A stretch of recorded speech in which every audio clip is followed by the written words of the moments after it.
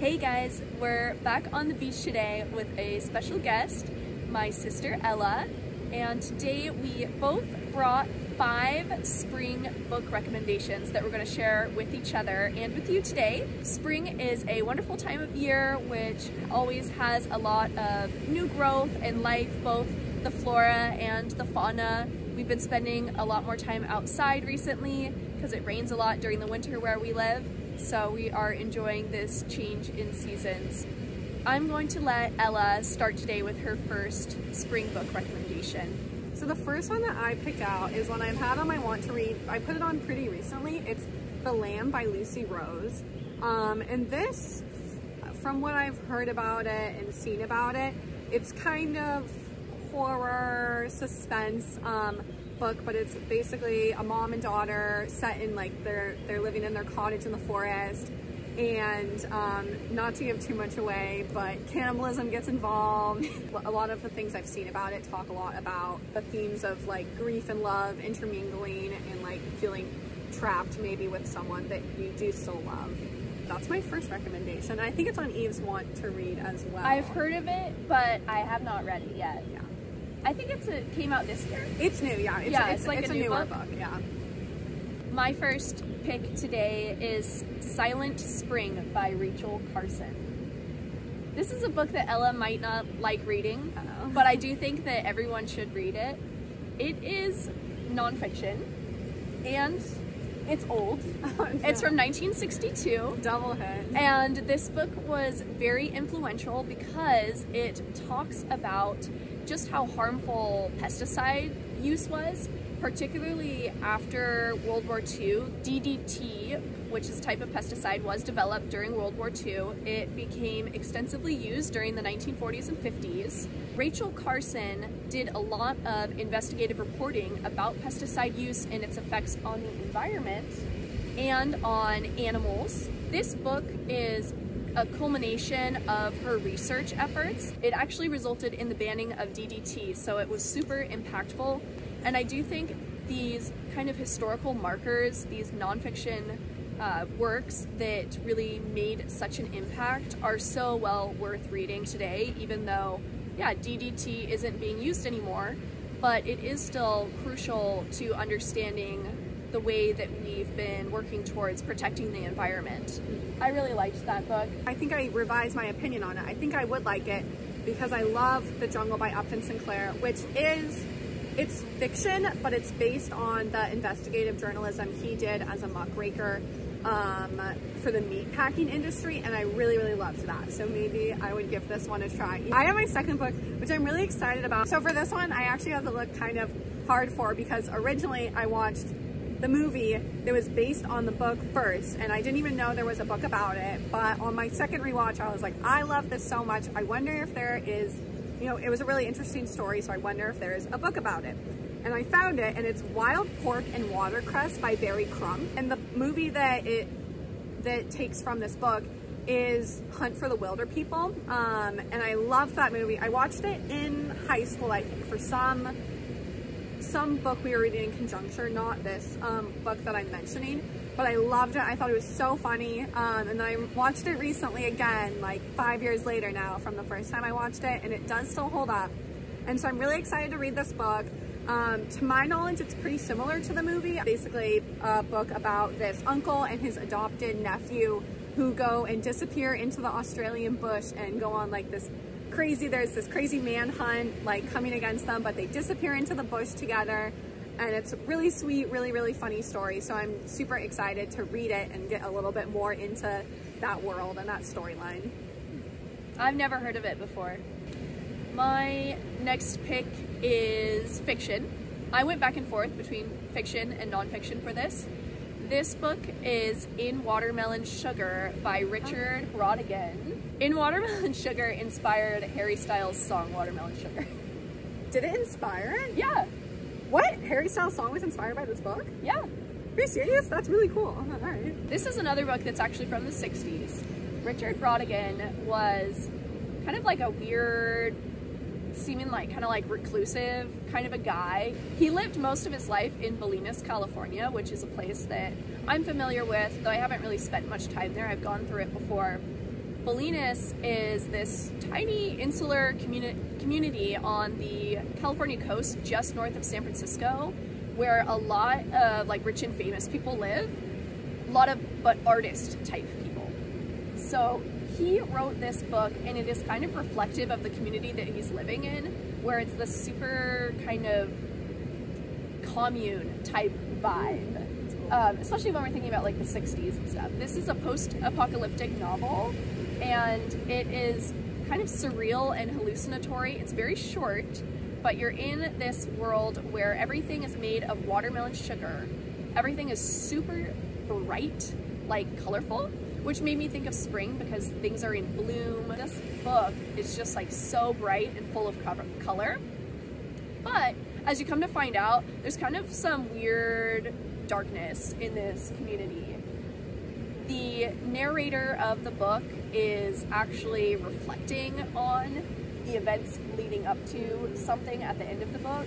Has that suspense element. Is dark and not what you would expect in this like super tight-knit, eclectic group of people who are all, you know, cooperating with one another, and it's beautiful all around them. I do really like that book. I like a good mystery. Yeah. And I also really like when authors write in places that the setting is familiar to me, or I feel like I can relate to a bit. Yeah. So. Well, it is totally otherworldly. Yeah.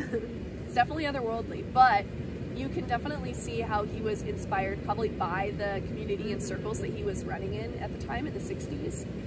Which I like. I like making those connections between an author's personal life and experience and their fiction writing is always so interesting to me. My next one that I'm really excited about is Brokeback Mountain by Annie Proux. And this is also very similar to the last one in terms of I watched the movie first, realized there was a book, was like, I have to read the book. I loved the movie so much. So one of my best friends, Jade, actually had me watch the movie. She was obsessed with it. And sometimes I've been a little hit or miss with movies recently, but that one I loved. I thought it was so good, so well done. And had that kind of spring vibes. It's set in summer. It's about two ranch hands that spend a summer together working up on this mountain.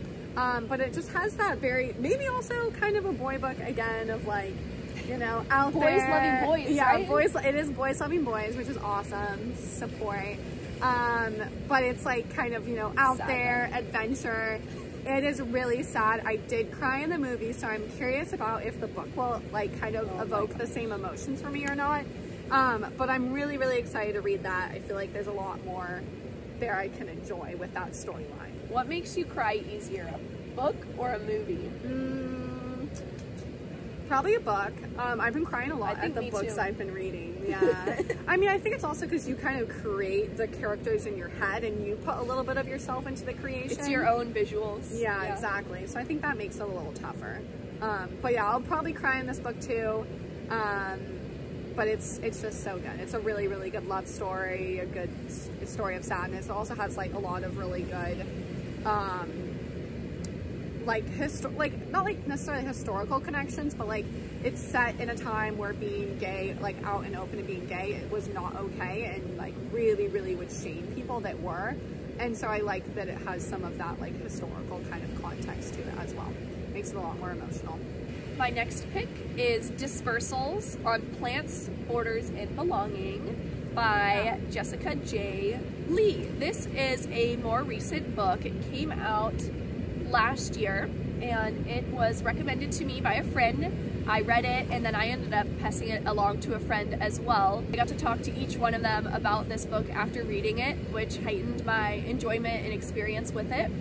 It's an essay collection all about different plants. The author takes an approach where she's blending both like the sciencey parts of things, like history of the way the plant like developed and things, and also her personal experience. She grew up in Canada, but then has spent a lot of time in other parts of the world, and so she speaks a lot about the places that she's living and visiting and her own like identity. The way she approaches the sciencey parts of this book are easy to read. It's very casual and relaxing. The essays are not too long, but you certainly learn a lot of fun things about plants, and I liked the variety as well. She covered different plants from different parts of the world and different places where she had been, and that was quite a variety.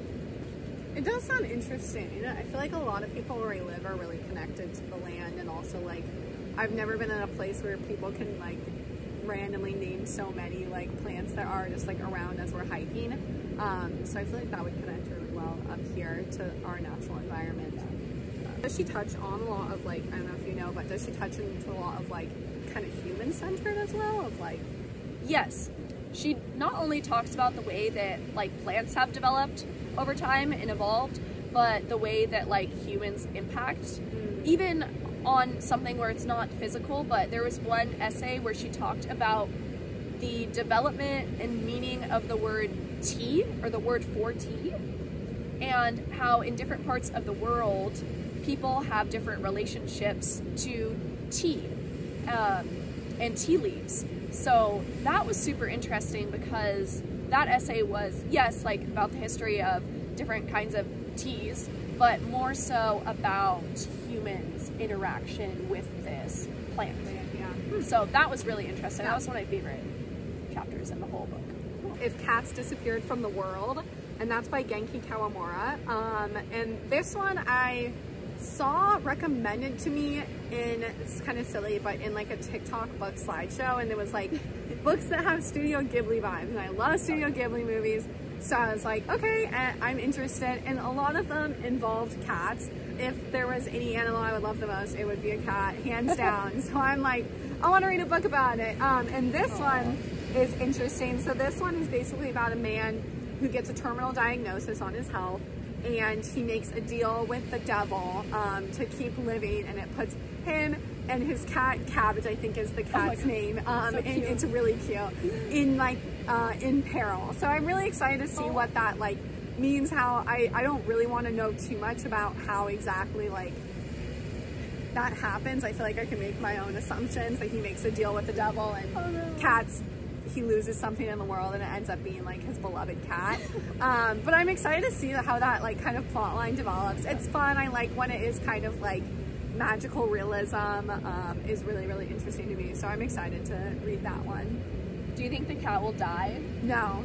I stand by it. I don't think the cat's gonna die. Oh my gosh. Okay, I think the cat will die. I'm a little worried. I will definitely also cry in this book if the cat does die. But I really hope Cabbage gets to live to the end of the story, and he realizes how much he values one of his best friends. Please. Yes. My last fiction book is The Monkey Wrench Gang by Edward Abbey. This is a book that I actually am not recommending to Ella. I don't think she would like this one. Okay, but off my want to read list. This is also a kind of like modern classic, and it is about a kind of motley, mismatched crew of 4 people. You have Doc Sarvis, who is a surgeon. You have Bonnie Abzug, who's like his sidekick, kind of. They're also romantic interests. There is Seldom Seen Smith, who's a Mormon river guide, like river rafting guide. And then there's George Hayduke, who's a Vietnam War vet. The 4 of them link up in the southwestern part of the United States. And what unites them is their mission to destroy the man-made things that are now taking over the beautiful environmental landscape. So they want to burn the tractors, burn the billboards, bomb the bridges, all in an act of defiance against the degradation of the natural environment. So this book is like kind of like a road trippy kind of a book, because it's like this group of people and we're like moving from different place to place, but we have this like high stakes because obviously they're on the run, they're doing illegal things the entire time. This book came out in the 70s. Okay, that makes sense. Yeah. There was also like a lot of really long sentences full of like really big and complicated words in this book, which kind of like took away from my overall enjoyment in this book, because I do think it is a book where you are really supposed to enjoy, like you're having fun with these characters, and the characters themselves are funny. It's kind of goofy. Yeah, there's lots of joking around. There is plenty of like dated jokes and like just things in here that I definitely don't agree with. Like, Yeah, and I don't hold up. like. There are like a lot of sexist comments, there's racism, there's all sorts of things where I'm like, ugh. But I still think the book has its value, and I do think books like that do have their value when you look at them from a lens of analyzing those problematic things within them. This book spurred a lot of environmental movements from its publication. Yeah, that's what I was curious about. Yeah. It actually basically developed the word monkey wrench. Like, when you monkey wrench something, you are like sabotage. Throw a spanner in the works. Yeah, you sabotage yeah. something, but specifically in this, now that's used in a bunch of different contexts, but specifically in the context of doing something for the environment, basically. Yeah. You're sabotaging the degradation of the environment. Yeah. You're monkey wrenching. Oh, that's which cool. I think is awesome. Yeah, that's awesome. I feel like we need to actually hear that term used more. More monkey wrenching. Yeah, more monkey wrenching out here in the world. That's awesome. All right, very cool. So my last one that I have is a play. It's As You Like It by William Shakespeare. And this one I also picked. I like to pick things that I feel like I have also other connections to. I think it's fun to have different avenues to enjoy a book from. And I recently went to a Shakespeare festival, and that was one of the plays that I watched. And instantly when Eve told me I have to find Spring Book Rex, I thought of this one because the setting of it is it's so beautiful, and it was so well done in the theater too. There's these two princesses. One of them is Rosalind, and she escapes from her castle and her like oppressive father, and runs away into the forest to be with her love, Orlando, who's also in the forest. And they just have this like beautiful, like they realize how much they love the forest and everything, but also a lot of their problems follow them. They want to be in love, but they can't. It has the cross-dressing is a huge part of it. Rosalind dresses up as a man and is struggling trying to get Orlando to confess his love to her, but she's a man in his eyes, and it has these really, really interesting themes going on, and it's kind of silly, like lots of like, you know, it's almost mistaken identity case, and it was really nice. I don't know how much they adapted the play when I saw it to this book, so I am curious to see what is different and what stays the same. But yeah, it was just so pretty, and the forest setting of it was so magical, so amazing, and I loved the idea of just disappearing into the forest and just like everyone's kind of coming together and moving about in the forest and having this lovely time. Sounds like fairy vibes. Yeah, it is very much. That was your last book? That was my last book, yeah. Those are my 5 recommendations. I think I took it as more of like a vibe based. Oh, totally. Yeah. Spring is a vibe. Yeah. Yeah. Mine were not, I mean, I also interpret spring as not like so literal. It has to be set in spring, and there's mentions of, you know, springtime, this one spring, you know, it's like, yeah, abstract. Yeah. The kind of like spring evokes emotions too. A lot of like change and growth, rebirth, and also, you know, yeah, all the plants environment and plants and greenery surrounding you too. My final book is Pilgrim at Tinker Creek by Dillard, which is another nonfiction book, essay collections. Okay. Nature writing. So this one is super laid back, definitely the most laid back, kind of relaxing book on my list. And Pilgrim at Tinker Creek, actually, exactly as we were just speaking, it isn't a spring book. It takes place over a whole year. Oh, so it follows all the seasons. And Dillard writes about visiting Tinker Creek, basically just walking out of her house into her backyard, and she is surrounded by nature. She goes down to the creek and she's just sitting there silently and listening for all the little bugs and watching as the plants change. And she spends a whole year kind of up close with this like tiny little microcosm of nature that's surrounding her. And it's very beautiful. I really am fond. I think it's the summer section where she talks about the muskrats coming into the creek, and I don't know, it's just like really adorable, and like just a general like playfulness that this book has. I think that it is very meditative to read, and I'm sure it was super meditative for her to write and experience all these things firsthand. Where is Tinker Creek? Tinker Creek is in Virginia, where Dillard lives. So actually, something that I found interesting about this book was that, like, we live on the West Coast, so the East Coast and Virginia, what she's surrounded by is not the same as what's here in California. So I also liked that, where it was like I was experiencing some new things nature through kind what of, yeah. she was sharing, but also things that, you know, feel similar to here as well. Cool. Very Yeah. cool. That was my final book. Yay! I'm so excited to start reading this spring. What do you think? What are some books that you guys read or want to read that have spring vibes to you? Let us know if you have read any of the books on our Yeah. list and what you thought of them. And Derek's gonna comment the overstory. All right, bye. All right, bye. I know he is. Cut.